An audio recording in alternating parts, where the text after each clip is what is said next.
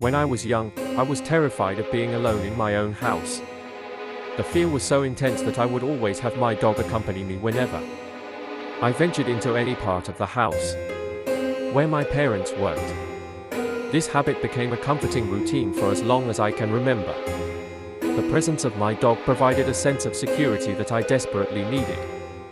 One night, when I was around 5 or 6 years old, I experienced something that remains vivid in my memory. I was sleeping peacefully in my room when I suddenly woke up.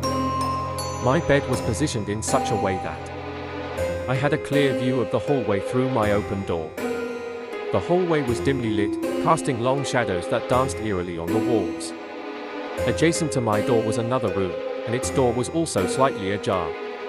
As I gazed into the hallway, I noticed a faint figure standing in the doorway of the adjacent room.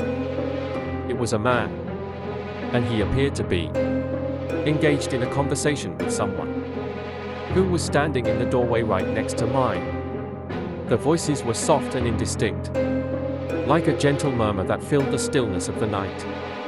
Intrigued and slightly apprehensive, I focused on the man. He seemed to sense my gaze and turned to look directly at me. What struck me most was his face. It was so clear in my memory. He had a big, friendly smile that immediately put me at ease. His glasses, with their round frames, perched on his nose, giving him a scholarly appearance.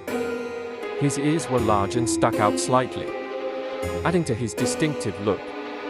And his hair was very light, almost glowing in the dim light. Despite his ghostly, semi-transparent appearance, which made him look like a shadow with glowing facial features, I felt no fear.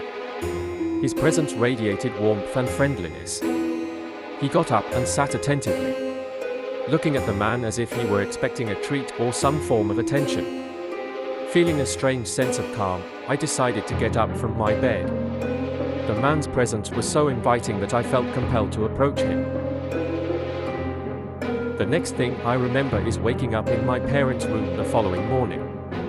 It was puzzling because I had never been known to sleepwalk. To this day, the memory of that night remains a comforting mystery. A reminder of an inexplicable yet warm encounter.